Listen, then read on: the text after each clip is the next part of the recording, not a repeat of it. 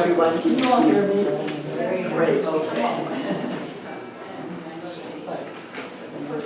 All right, so good evening. Thank you all so much for coming tonight. We're very excited about this program on plastics. We've had so much interest in it.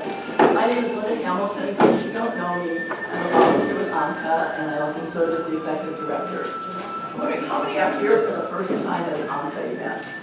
Hands up. Okay, great.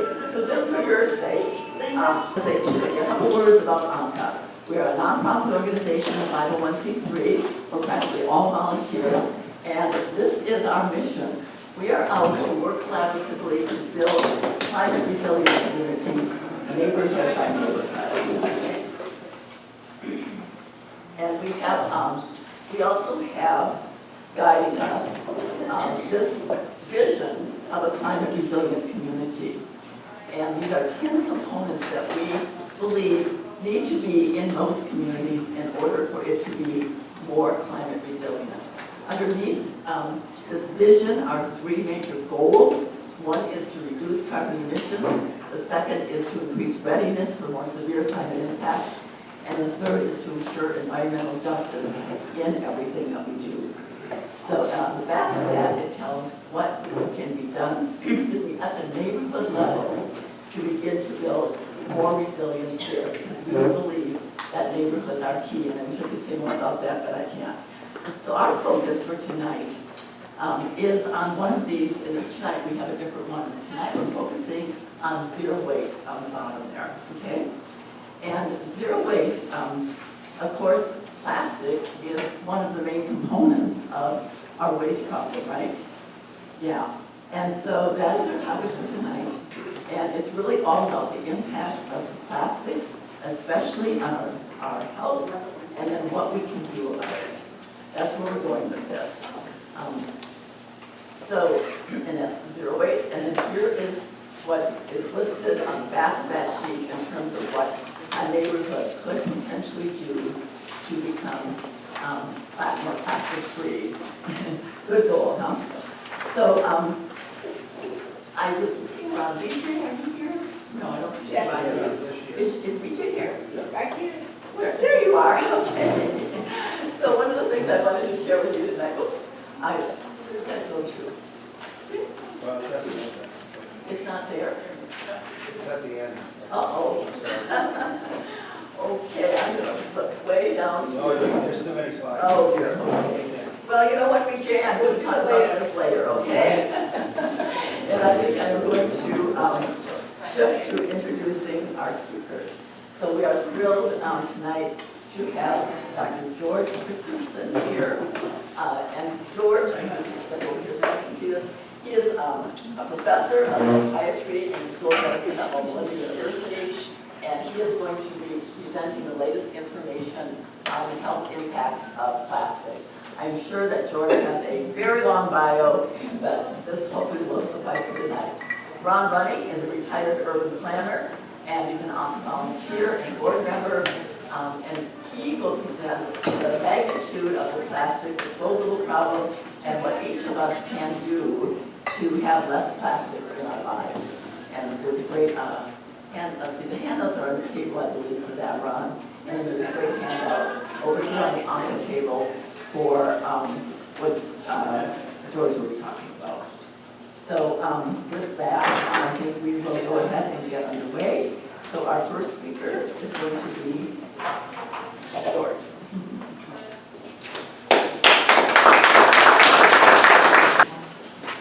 Okay, well, buckle up.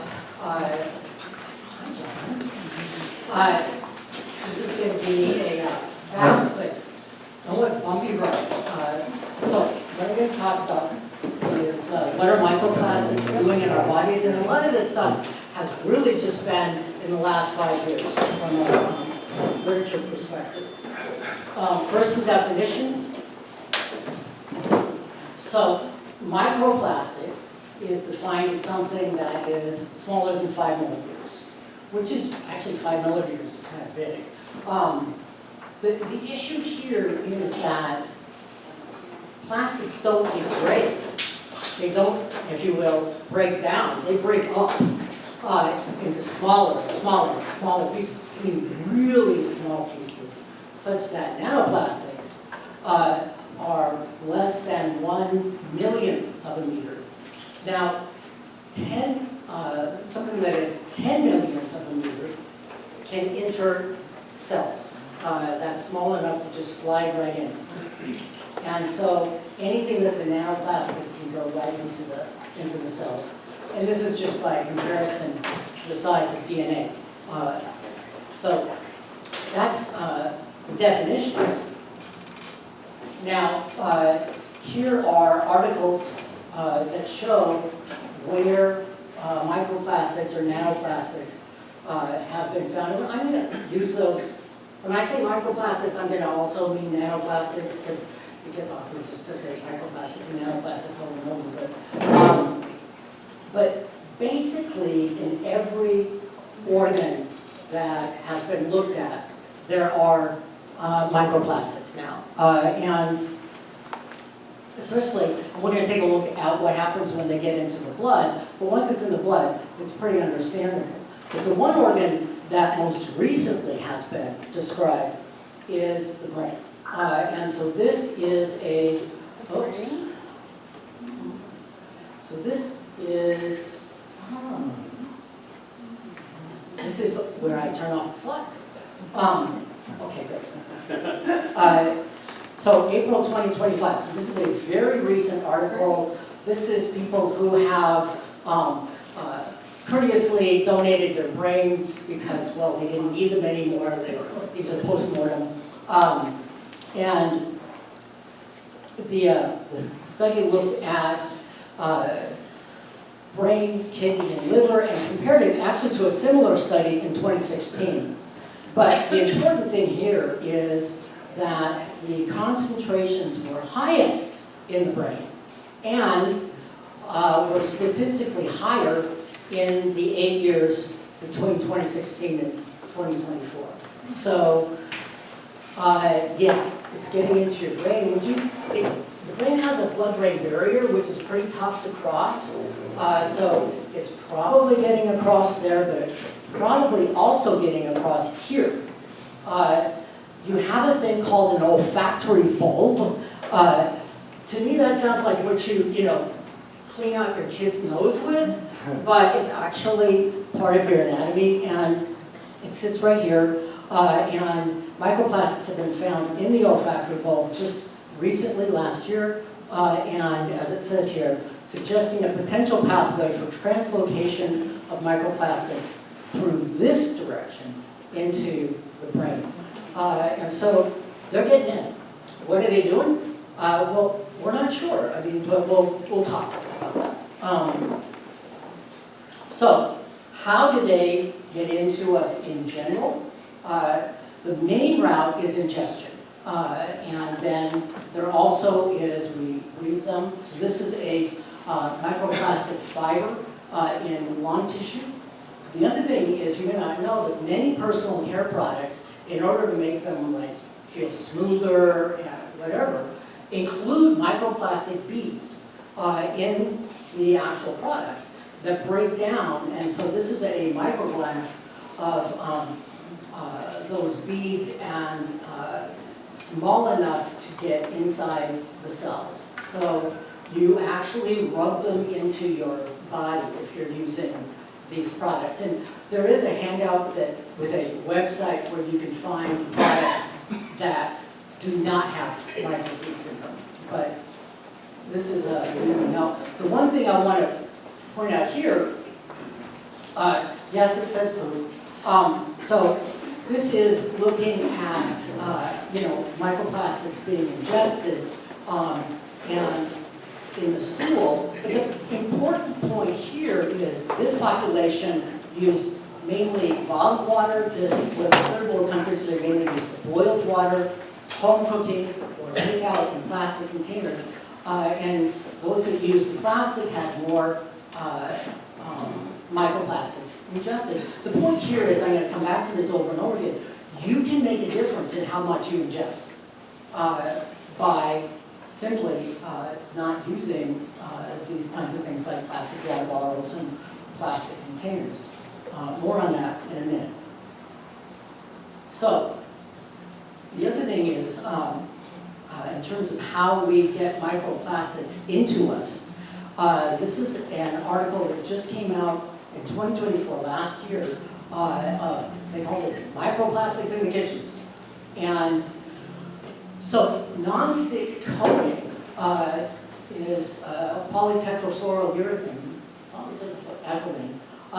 PTFE. So remember that, because we're going to come back to PTFE at the second to last slide. But simulated cooking experiments revealed that surface scratches and cracks, when they're cooking and heating, can release 9,100 of these particles in just 30 seconds. If it's actually a broken coating, it can release 2.3 million particles in 30 seconds.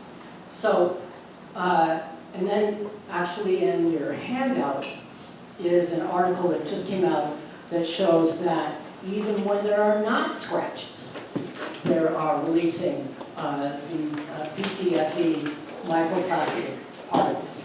So you really have to avoid non-stick cookware, unfortunately. Also, microwave. It's okay to microwave, but don't put your food in plastic. A real important rule of thumb is the hotter it is, the more it's going to release microplastics. That's why the pans release so many microplastics. And so if you're eating your food in plastic, like, a lot of times it comes in a plastic container, says just stick it in the microwave. Don't. Move it to another kind of dish and then heat it up. But, so this is what's been found in experiments. To release up to 4 million microplastic, 2 million nanoplastic particles per square centimeter in only 3 minutes.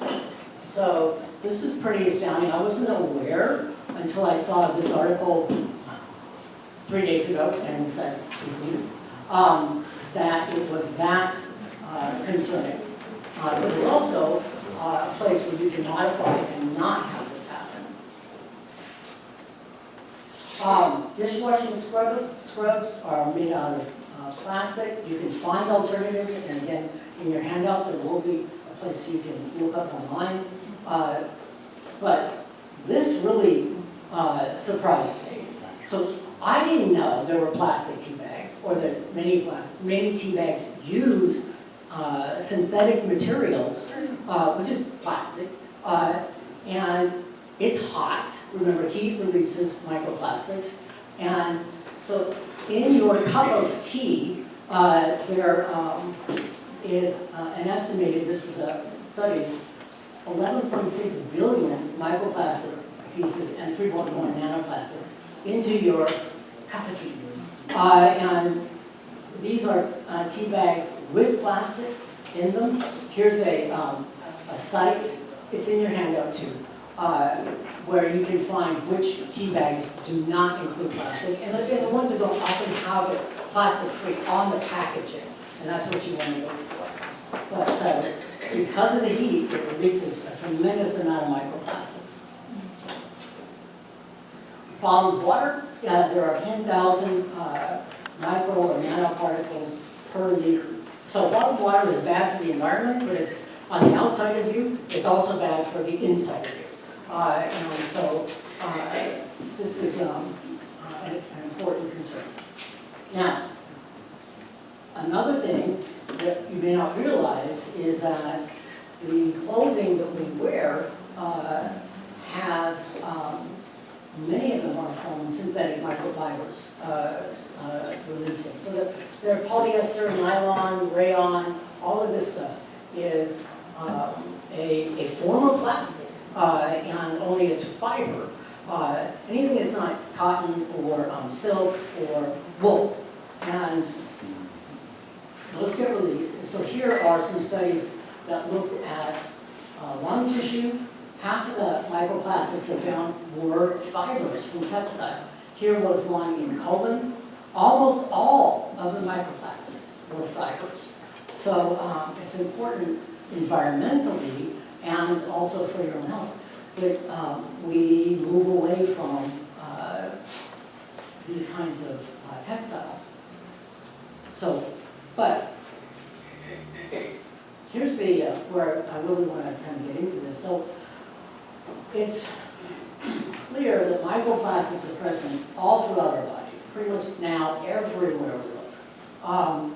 And physicians and scientists are very concerned about what they might be doing with it inside us. There's almost a little cottage industry in the literature. This is just a small sample of articles and papers about every little thing. Cancer, development, microbiome, that are saying, we're worried that this is going to have this effect. We're worried that they haven't shown that it has the effect yet, but they're worried about it. And so I want to go to why are they so worried?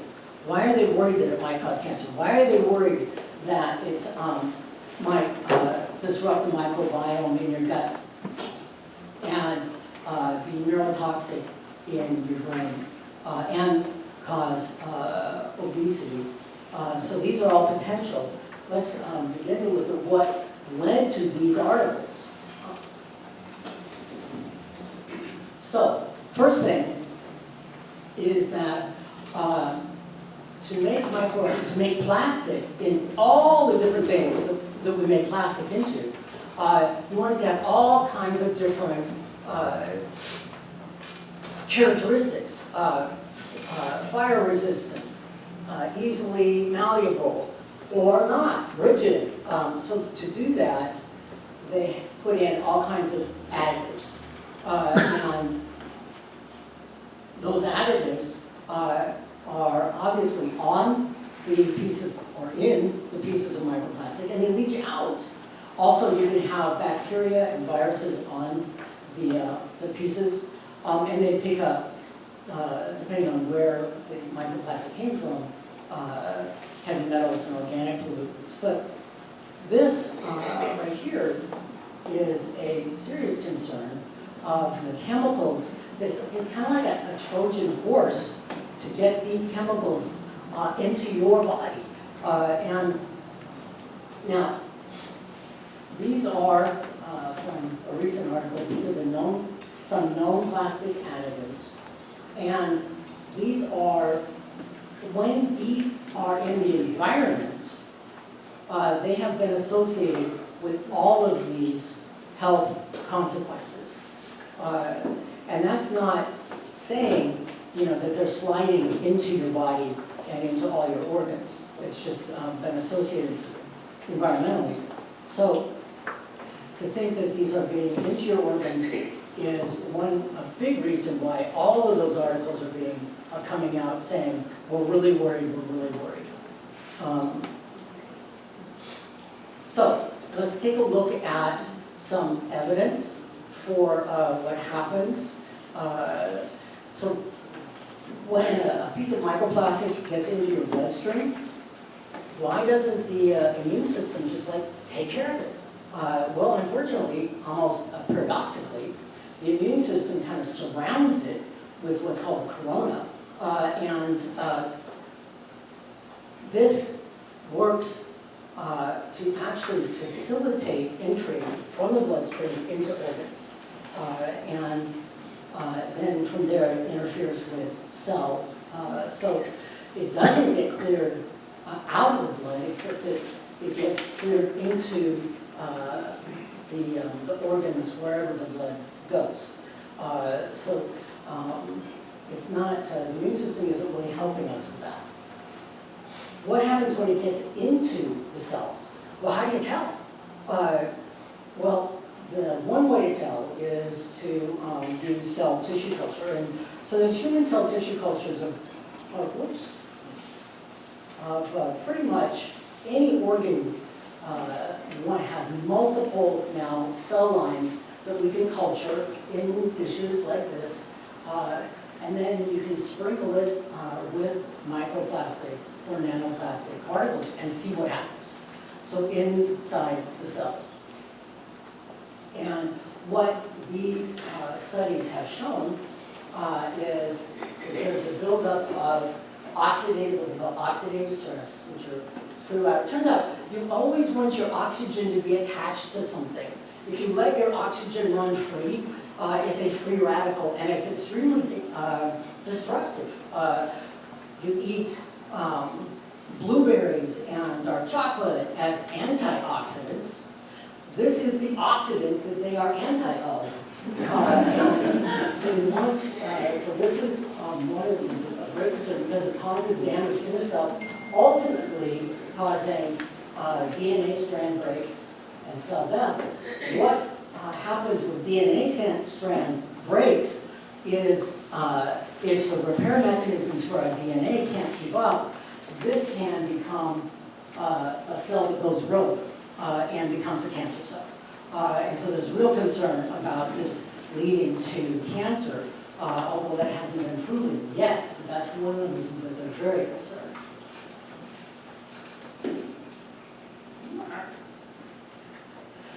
The other way you study this is with rodents. So if you have any rodents, you can do this. So with rats and mice, you have them inhale or swallow microplastic particles, and there are many studies that have looked at this. This is a review article of dozens and dozens of these studies, and so this is a summary. And I don't expect you to be able to see this very well. It's just when the animal gets the microplastic in this way, it goes, again, to every single organ, including the placenta, and then to their progeny. What does it do in those organs? It causes inflammation, again, free radicals, oxidative stress. It changes the intestinal bacteria.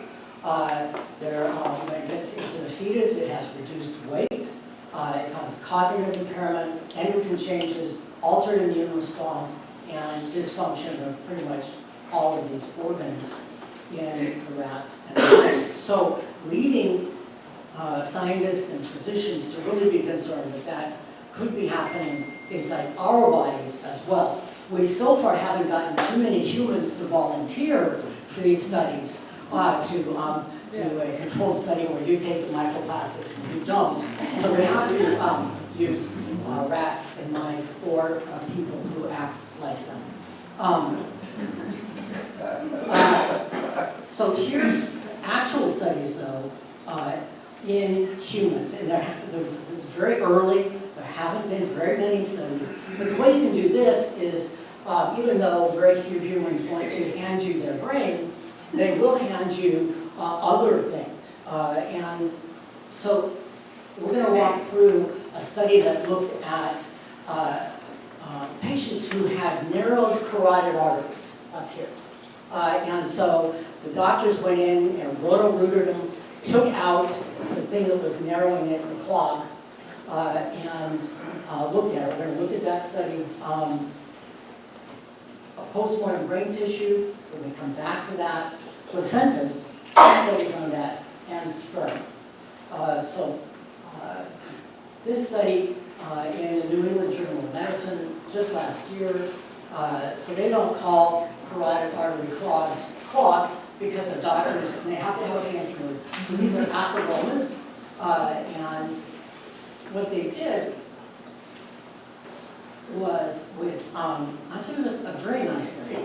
257 patients got their carotids cleaned out, and 150 of them in the atheromas, in the clogs, had detectable lipoplastic nanoplastic particles.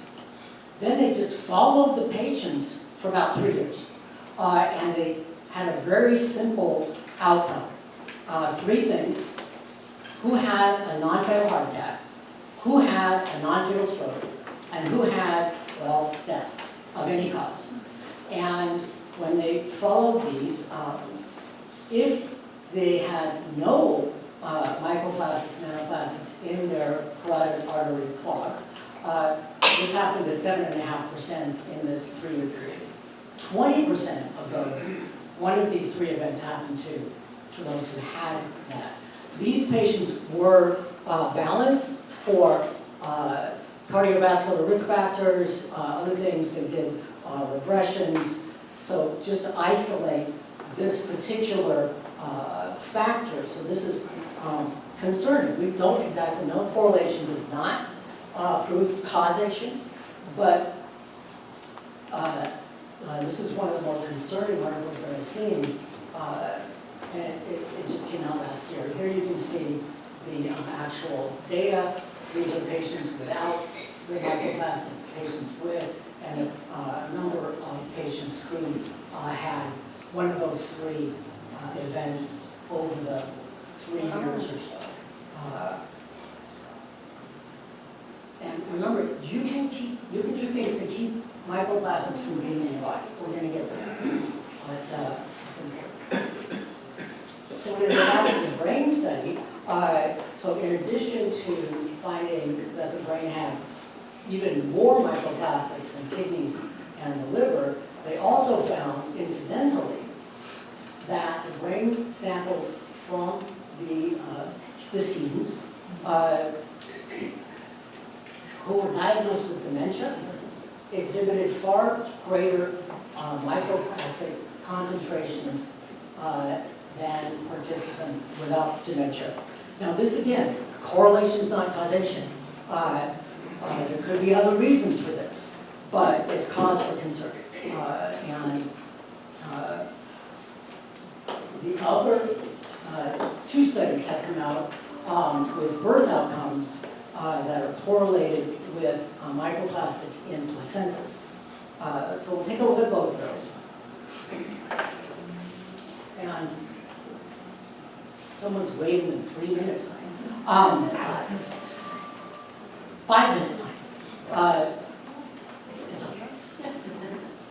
So this one, the scientists divided this group into women who had normal pregnancy duration, but just small babies, low birth weight. And they looked at the placentas, and you can see the average number of particles was much higher in the placentas of the low birth weight babies. If we also look at correlates, women who used bottled water had almost 13 times higher microplastic load in their placentas. Women who mainly ate takeout had 5 times higher than those who ate home cooked food. So again, the flip side of that is that those who didn't do this did not have as much in their placentas. But this is really important. It's a modifiable factor. Second pregnancy, we looked at placentas of women who had short duration pregnancies. Gestational age of the two groups was 35 weeks versus 39 weeks. And what they found was that the preterm birth placentas had more microplastics than the full-term birth pregnancies. So is it causal? We don't know. Is it concerning? Absolutely. Finally, just get you scared on a minute. So this is a study from China. It just came, actually it's just a preprint right now. But they looked at semen and urine samples from 113 men in 3 regions of China. This population is declining in China. This is probably a pretty important thing for them to look at. And they looked at 8 different types of microplastics, and every single sample had microplastics in it. Often it's 3 to 5 different types. But the important thing here, remember the non-stick coating was PTFE, and they looked at 8 different types of microplastics, but they only found one that correlated with the negative outcome, and that was the non-stick coating microplastics.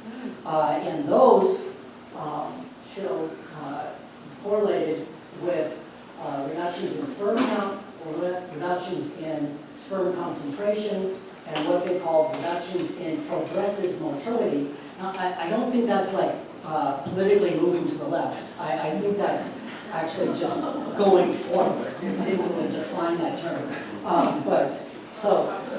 Again, serious concern that this coating is getting into your body and having potential serious consequences. So, what can you do? I am going to not go over this slide because I think I'm running out of time. She just said, wrap it up. And also, the handout that you have actually has more suggestions on ways to reduce how much plastic you're eating and how much plastic you're rubbing into your skin. And there's websites with alternative personal care products and kitchen products to help you move away from this kind of problem.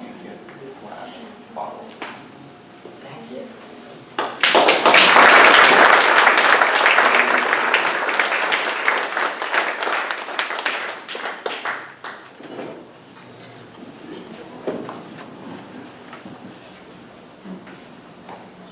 Thanks, George. George is my inspiration to start my quest and research into plastics. He did a paper a couple of years ago that I had no idea that we were eating plastic. And plastic, is it a miracle or is it a curse? These are the takeaways that I want you to remember for tonight. Become aware of the magnitude of the problem that we have with plastic pollution. Learn about the various approaches that we can take to address the problem. Become aware of what other jurisdictions, cities, and countries are doing about the problem. Learn what we can do as individuals to lessen the plastic problem. We all have a part of it. We all use plastic. We all have a responsibility to lower the amount of consumption. And then we'd like to have you share with us what are some of the things that you do in your life that minimizes plastic use. I'm of an age where this is my grandparents' farm, and I remember when we would go back to Minnesota to visit, there was no plastic. I mean, they wrapped sandwiches with paper, and it was before the age of plastic. But then all of a sudden, the 50s hit, and with the modern technology, away we went, and out went the slide rule, in went the computer, we got the microwave, and away we went. This is just a picture of how it was in my childhood, where we had delivery of ice cream at night, and we had vegetables during the day, milk in the morning. I mean, it was a totally different lifestyle.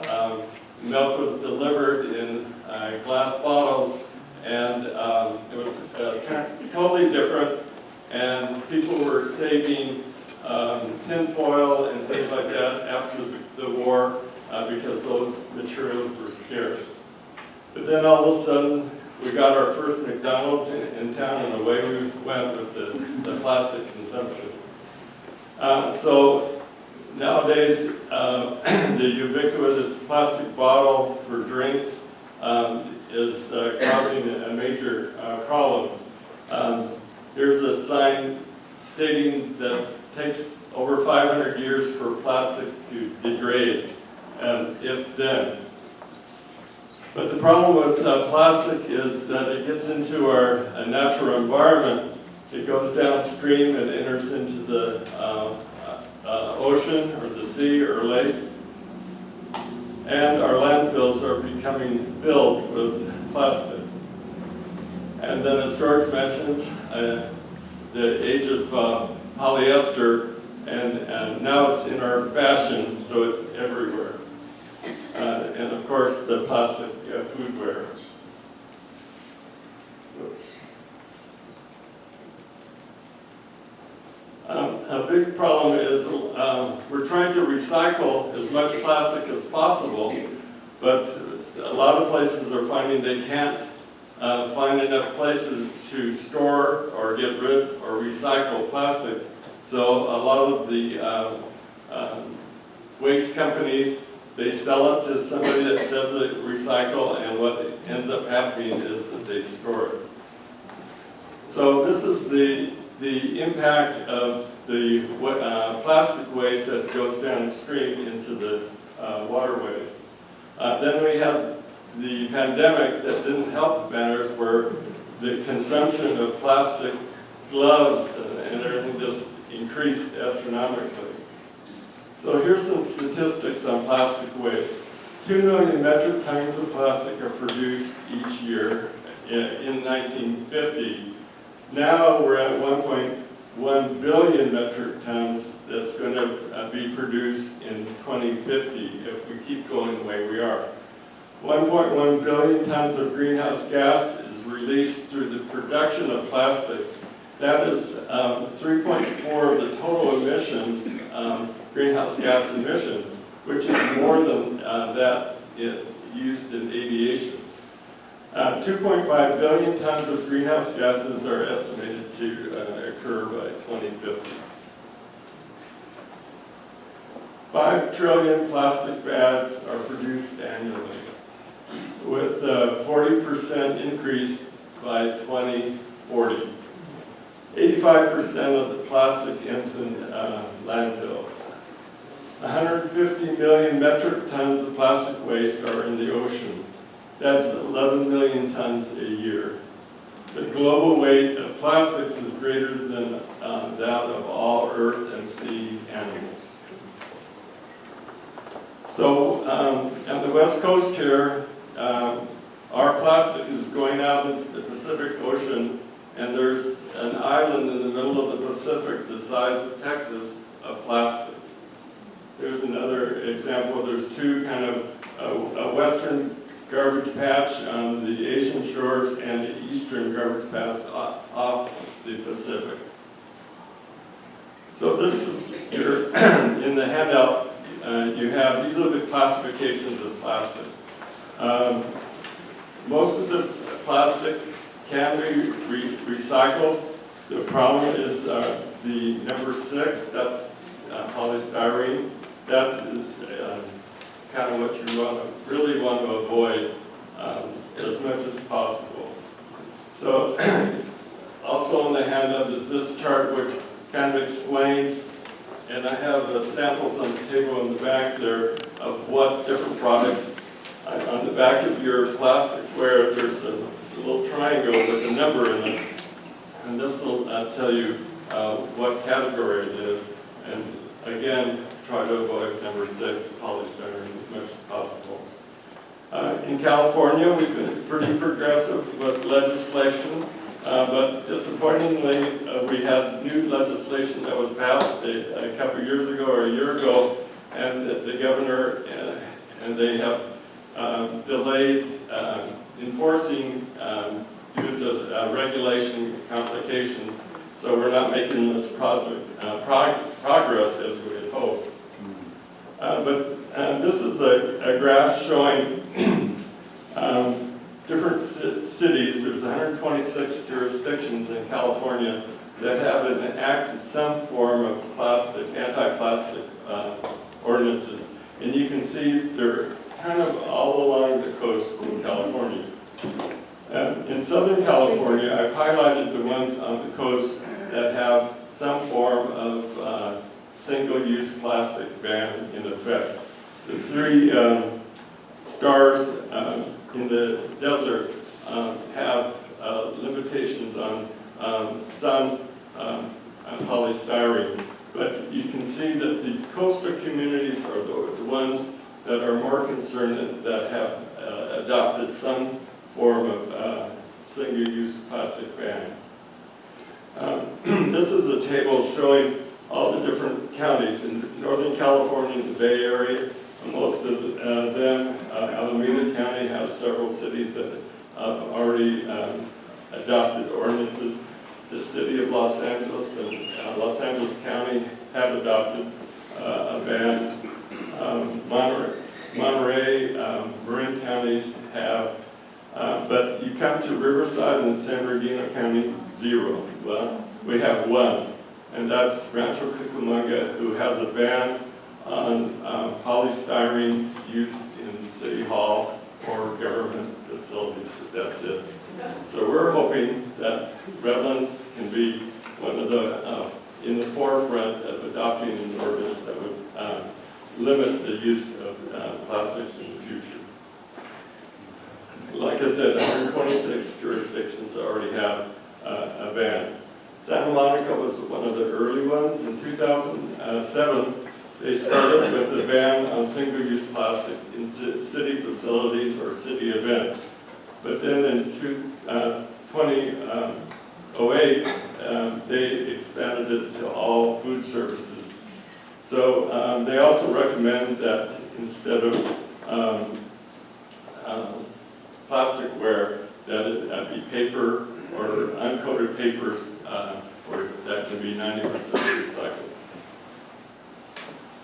The city and county, like I mentioned, of Los Angeles have adopted their ban on single-use plastics, and this is going to be really interesting during the Olympics because in large events, they're going to be enforcing the no single-use plastic. So they're coming up with strategies of having glass containers or recyclable containers for these large events, so we'll see what happens. TerraCycle is a company that rates recycling, so they have a rating system, so you might be aware of looking at products, and they'll have a rating by this company, how effective a recycling product it is. So as George mentioned, there's 5 R's of zero waste, starting from reduce, reuse, recycle, and compost or rot. We're stressing to go from a linear economy of buying, using, and discarding to a circular economy where you replace, replenish, and recycle as much as possible.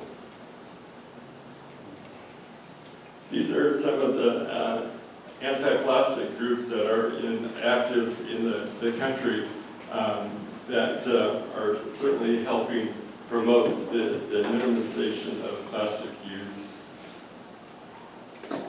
And so what we're finding, that fortunately there's hundreds of alternatives to plastic ware. You might see now that you can get water in cartons rather than in cans now. If you're lucky, instead of styrofoam containers, they're paper containers. Here's an example. In Japan, I got this bottle or can water instead of using plastic, and these are cups. So what you'll probably see yourselves doing in the future is going out to eat, taking your own straw, or your own silverware, or your own cup that collapses, and so you can put it in your purse pocket. How many of you are using I can't believe that these, for laundry detergent, that one of these works. It's unbelievable, and you get rid of using the large plastic containers. I hope most of you are having your own water bottle that is aluminum or metal instead of plastic. kind of a little cheat. Instead of styrofoam, not styrofoam, saran wrap going over, this is a shower cap. And it's plastic, unfortunately, but you can reuse it several times over your non-plastic.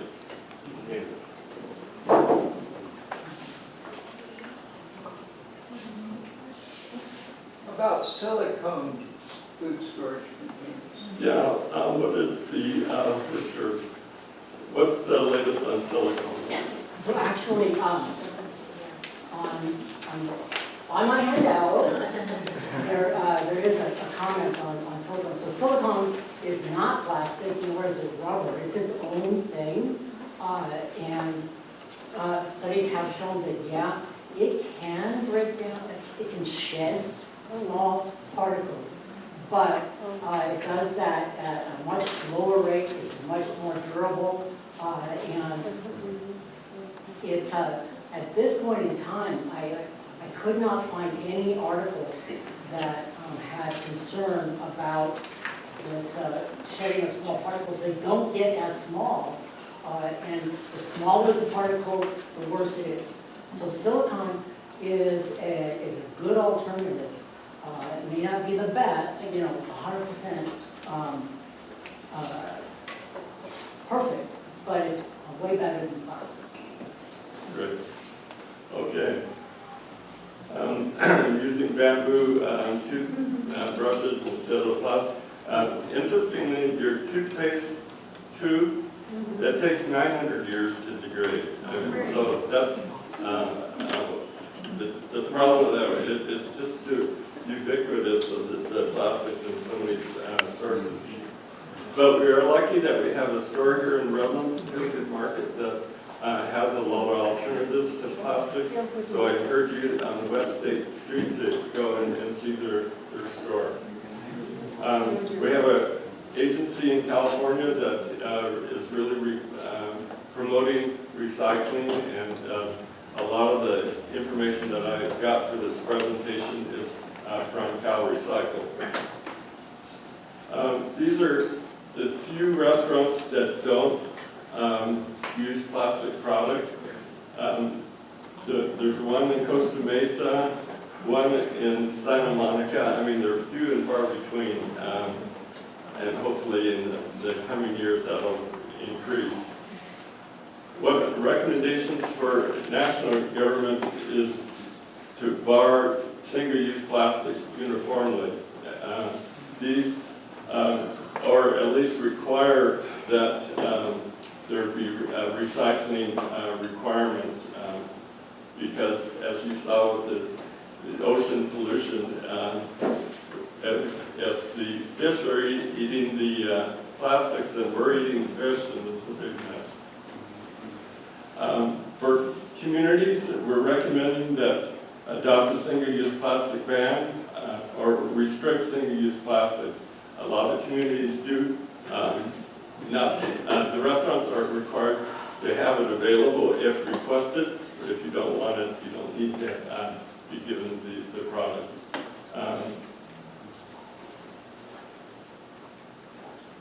For Redlands, we are recommending that we do a comprehensive ban on single-use plastic, promote reusable and compostable alternatives to plastic, to establish partnerships with local businesses to encourage minimized plastic use, to strengthen our waste management infrastructure to ensure that any plastic that is being used is recycled, and to establish regular monitoring and reporting.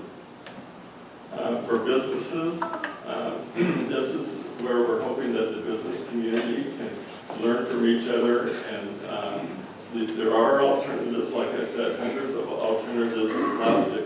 They are more expensive, but not that much more expensive, so we are letting you know that there are a lot of alternatives. But for individuals and families, when you're out and about at the beach or walking, you can pick up any discarded plastic that you see. Try it for a zero waste lifestyle. Shop sustainably. travel sustainably, take your own reusable water container, be an advocate for change, dress sustainably, go to thrift stores, celebrate going to thrift stores, and don't buy products and materials that have plastics in them. Choose plastic-free personal care and cleaning products. Don't buy beverages in cans or single-serving bottles anymore. Never buy bottled water. Use glass, aluminum, or steel reusable water bottles. Take a reusable travel bag, like I showed. Take your own reusable containers to the restaurants. I don't know if you are aware, but there is a California law that allows you to do that, and they can't refuse to use in your own containers. Take your lunch to school or work. Buy milk in returnable, reusable glass bottles. Buy food or condiments in recyclable glass jars. Remember when that was done, or when you used to buy a pop bottle and you got it 5 cents when you took it back. Buy solid or powder detergent versus the plastic bottle version. So in the past, who ever thought growing up that there would be a ban on smoking in public? That used to be kind of a right of the workplaces. You could smoke wherever you wanted. We also had in the past anti-litter campaigns. That when I was a kid, we took a trip back to the family farm in Minnesota. I was bored as an 18-month-old, and my mom entertained me by throwing Kleenex out the window.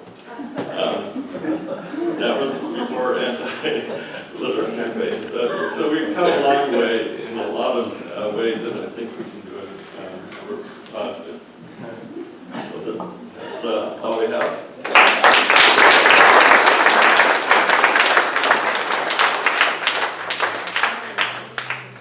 Thank you, Ron. You know, I'm not going to even touch that other microphone. I think we'll just do it with one. George, can you come on up here?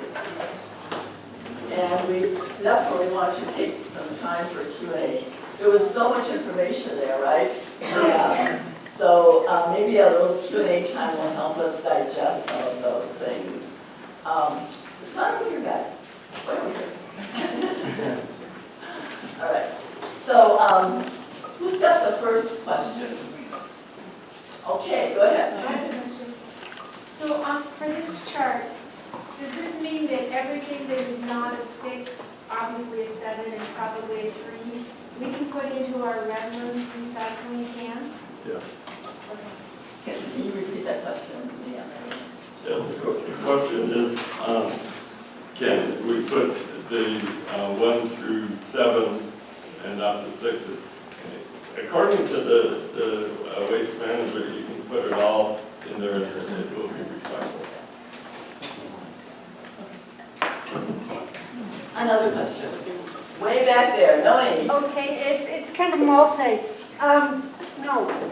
First of all, are you sure about the restaurants that that's the only ones? Because a long time ago, we went to this health food store named Mother's in Orange County that has restaurants there.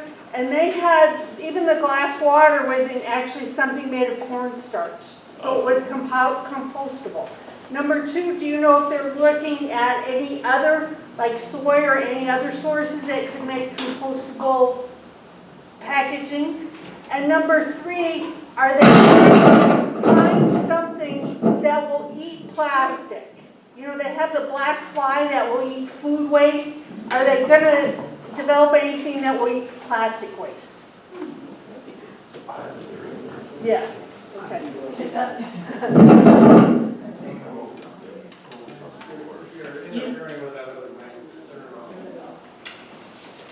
I see headlines pretty intermittently of bacteria that can eat plastic. And this is something that could be a real boon in the future. I have not seen anything that looks like it's being done to scale. You know, so whatever future they're talking about, it's fairly far down the road based on what I can tell. But it's a hope But it isn't, there may be industries that are trying to develop that for profit. I just don't know how that's being done. But there apparently have been some, but where that's at right now, I don't know. Yeah, and in comment of the restaurants, I would be really happy if any of you find restaurants to let us know where they are so we can list them and encourage people to patronize. Thank you. Other questions? Anybody? Over here. I'm assuming you would have told us if there was something, sweating or anything doesn't get the plastics out of us, correct? Can you sweat out your plastics? Or has there been any tests on how to get them out of you? How to get them out? Oh my goodness. I have not seen anything about that. So I honestly don't know if sweat contains some of those microplastics, but it would just contain what would be in your skin, and which is a very, very small part of what's in the rest of you. So, yeah, once it's in, best I can tell, it's in, but I don't know, that's a good question. And are we inhaling them when we have fires? We're inhaling them all the time. Are they worse with fires then? With fires? If the fire is burning. Yeah. Dr. Teston, do you know? Yeah, many of us use Brita or other brand of water filtration with our tap water. And do you know if that adds a disproportionate or dangerous amount of plastic material? Because it is a plastic container, and I don't know what all the materials are actually inside of it. Okay, so there is a website on this handout about, it is called,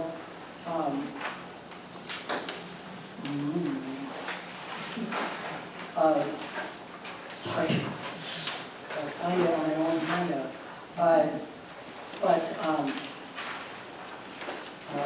avoidmicroplastics.com. And it has a number of posts about issues like that. I saw one that said reverse osmosis filters do capture the microplastics. There may be one on Brita. I just didn't have time to search it all down. That's a really good question. Other questions? Now, while you're thinking, I have a quick question. Why don't you address how this really affects climate change? What is the relationship between plastic and climate? Greenhouse gas. Right, but you know, say a little more about how it's So- exacerbated. Plastics are a petroleum product, and all plastics are a petroleum product. In the manufacture, they're made from nurdles. It's called nurdles. Little tiny pieces of plastic that then get melted down and put into the shape with the additives that create whatever it is you're going to create. The process of doing that releases greenhouse gases. And then, as the plastics are discarded, as they break down into smaller and smaller particles, they also release greenhouse gases as part of their aging effect. So it is contributing to global warming. Didn't you say as much as aviation?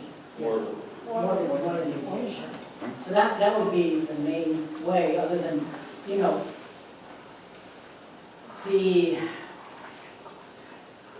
looking at the 9 boundary issues that the earth is facing in terms of loss of biodiversity, loss of an extinction. People worry that we're approaching another major extinction. There's been 5 before. That is also contributed to by plastics, obviously in the ocean and in the land. So it's not the same as climate, but it still is a great concern. Thank you, George. And the two legislative questions for the gentleman. 30 years ago, I used to be able to get Gatorade in glass bottles. Can't do that anymore. It's all plastic. Any chance of legislation requiring companies to start getting back to glass? And then you want to have the second one in a moment? Yeah. Yeah. Not necessarily legislation, but the state attorney general has sued Coca-Cola and Pepsi-Cola because he feels they're not paying for the impacts of the pollution that they're creating.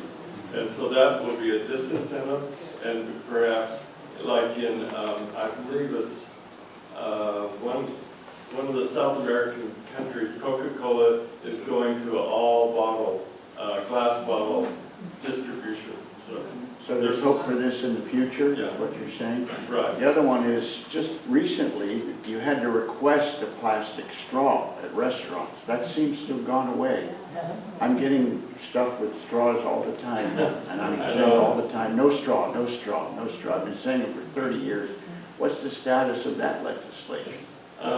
That is kind of part of this most recent that has been delayed in implementation.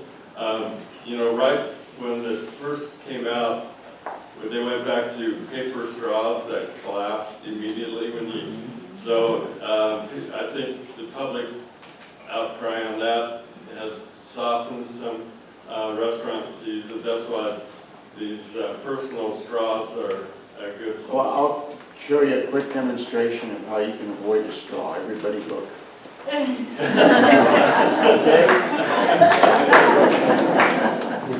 Thank you. Another question? It's not a question, but about styrofoam. I thought I read recently that the law banning styrofoam, the selling of it, the using of it, distribution of it in California has become a law, maybe it's been a law that's being enforced now. I'm not sure because I'm supposed to use styrofoam, but in some restaurants I've been to recently, the takeout containers are not styrofoam. And just yesterday I was in Martha Green's.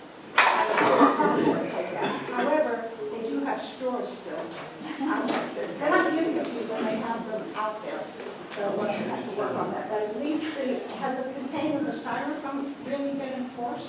It hasn't been enforced, but the state did pass legislation restricting it, and so that's what we're hoping that it'll be statewide styrofoam. But communities like Laguna Beach, you cannot buy styrofoam coolers in the city. They've been outlawed for several years. Any other questions? One more over here. Why isn't there more money and time spent on recycling plants? It's been tried and kind of got off the ground for years. I spent a lot of my years in the plastics industry, and the recycling just doesn't get going. There needs to be some sort of is there any sort of legislation to try and spend money on? They do it with aluminum cans. Legislation that's requiring that. There are examples in Denmark. They believe in waste containment and everything done locally. So, and they have a ski lift in Copenhagen that is a recycling center. So there are some good examples out there of what other places are doing. But, Yeah, if you look at the amount of plastics produced and the amount that's recyclable, it's not even on the same numbers. Right, you're right. Thank you for that question. I guess on the same topic, if we decide to get rid of our plastic paperboards and our nonstick replacements, what can we do with the old ones? Can we recycle those? Another great question. Anybody want to comment on that? Well, supposedly in our refuse, you can throw away your plastic. The pans, I'm not sure, I've never even thought of that, but that's a good question, because you don't want to, We don't want to contaminate. yeah. You know, We're trying to make it have into a whole artwork. pandemic of the. There's a whole pan. You know, it's a conundrum, because you don't want to, you know, and if you do throw it away, then you must ask forgiveness from the landfill guys. It's, once you have it, what do you do with it? And I remember when they told us to buy the plastic cutting boards, because they said that you couldn't clean the wood ones well enough, and now it's the opposite, you know, so. We need a whole session on how to cook plastic free. I mean, it's not easy. It's, I just want to mention, here that Ron, I don't think you mentioned the climate policy council in Redlands, did you? So Ron is doing some incredible work with the climate policy council in Redlands. I don't know how many people know that we have one, but there are a bunch of people from ANCA, the university, and a few other individuals. We are trying to look at what policies we really need to make this community more sustainable. And Ron is leading the charge to ban single-use plastics in Redlands. And we thought, you know, first we're thinking, well, should we do something? Yeah, so we're working on that. And so one thing that would really help is all of us starting to talk to places we go that are, you know, especially restaurants that have all the single-use plastic. We need to create a groundswell of public support for this in order to get our city to go along with that, right? Yeah, so think about that. Another question. When you go to the grocery store and so many of the vegetables and fruits are in plastic packaging, what can we do to get them to stop doing that? I complain to managers every time. Yeah, I Trader Joe's, Sprouts. They said, well, what's the way it's done? So what if we all complain every time we shop? Every time we shop, just go to the manager and say, why do you do this? you know, we have a door prize that is the cloth bag for vegetables. So individually, you can go to that, use cloth bags or baseball caps. Yes, I put it in my cap. At farmers markets, you know, you just don't, I don't know how to get it done without some coercion of some sort of it, or just simply using other sources of vegetables that don't plastic wrap. Or shopping at farmers markets. Right. And bringing your own bag is probably the best way to go. One more really quick question. And It's not a question, it's just an observation. If you buy single vegetables or fruit at the ranch market or Trader Joe's or at Vons, they all three now, instead of having plastic bags that you can put it into, they have compostable bags. The same like dog meat poop bags is made out of plant fiber. And those three stores I've noticed have gone to those compostable bags. So I don't know, I haven't complained to them, but somebody must have, because they're doing it now. Yeah, Staters also has this new bag that breaks when you put the stuff in. all right, we're going to have to bring this Q&A to a close, but we're going to keep, we're going to have another chance for you to quickly kind of share some of the things that you might be doing. But I want you to give these two gentlemen a very big hand.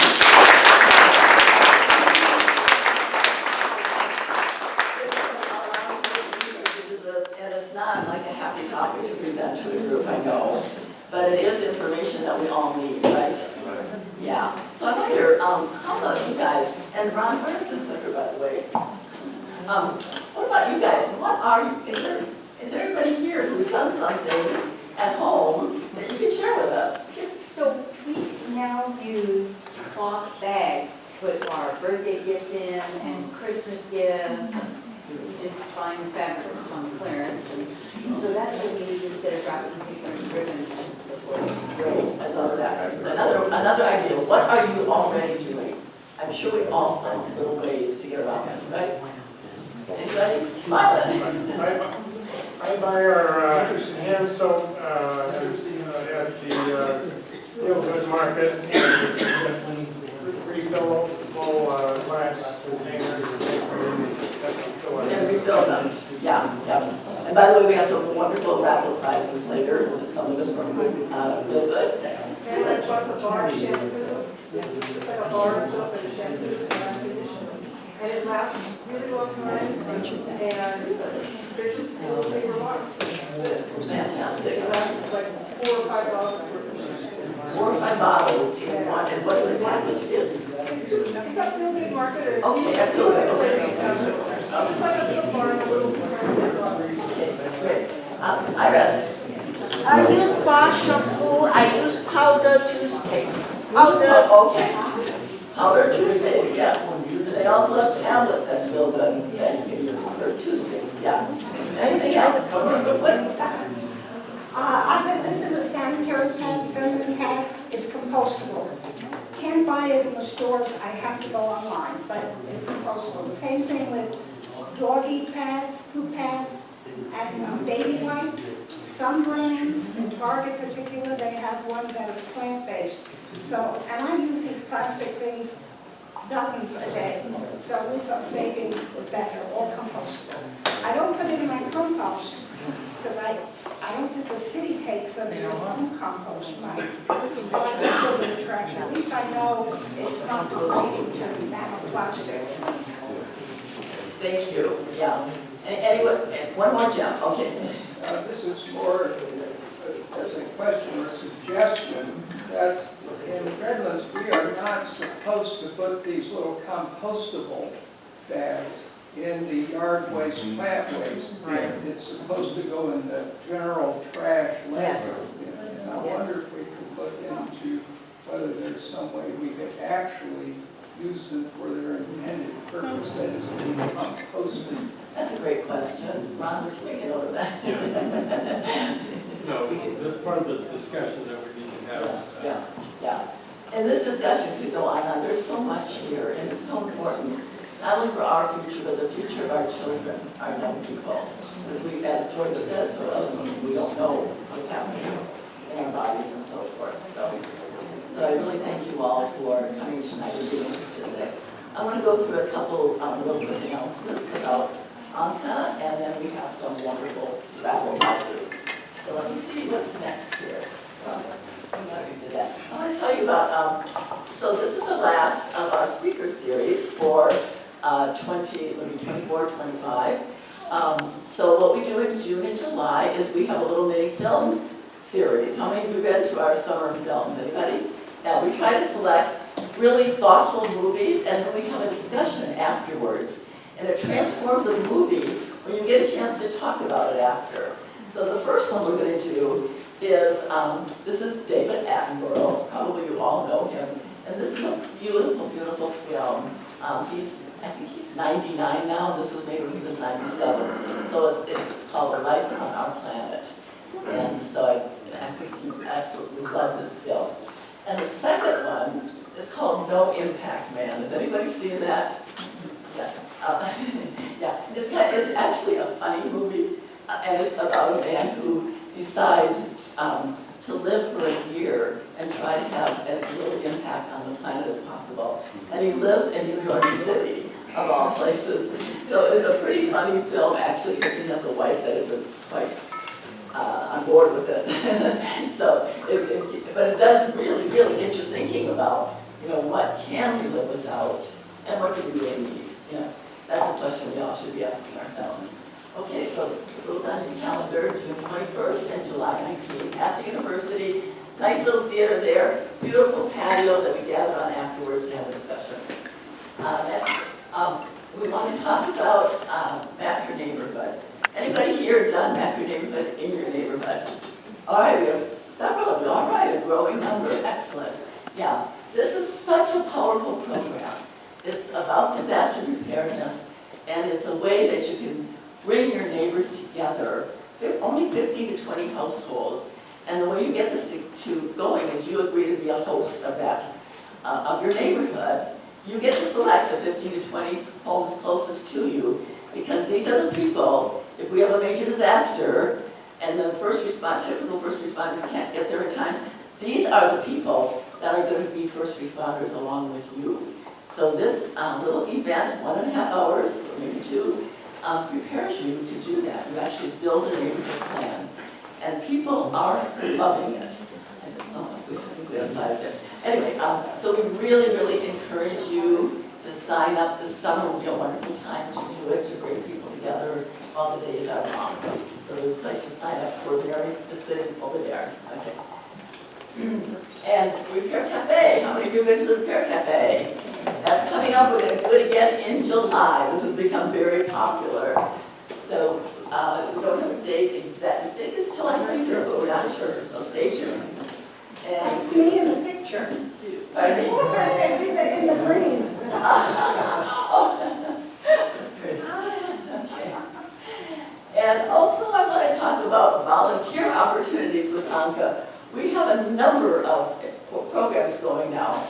And if I may say so, they are really great programs, educational programs. We're working on the north side in our most vulnerable neighborhoods to really try to address resilience issues there, which is so important. And we're doing many other things, and we do need volunteers.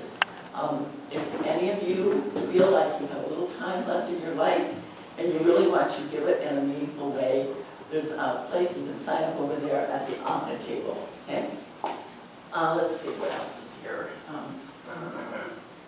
And I was looking for the slide for. I think somehow I dropped it, so. Okay, well, all right, I don't want to forget to say this because this is a momentous night for ANCA. We're always trying to figure out how do we raise funds. And so one of the things, with the help of BJ Baldwin here, raise your hand, BJ, we've developed a sponsorship program for these monthly speaker presentations. And so sponsors are asked to give a $250 donation, and that is going to help us, we hope, to possibly make Zoom available when you can't get here personally, although we love having you here personally because we're also all about community building. But BJ is with her spa. Arbor Life is our very first sponsor. And I met BJ because I went there for a massage, and it was a wonderful, wonderful experience. And I see she's put some little booklets over here on their services, and it really is a unique place. So thank you very much, BJ, for doing that for us. And finally, just another little pitch that I already talked about, the monthly sponsorship program for Back Your Neighborhood. We figured out it costs about $260 for us to do. And again, it's totally free to neighborhoods. So if you're thinking like I'd like to donate, that would be a nice amount. And also there's opportunities to be major sponsors for Map Your Neighborhood. And I think most of you, many of you know, Ferguson's has become our first major sponsor for Map Your Neighborhood. So we're getting there.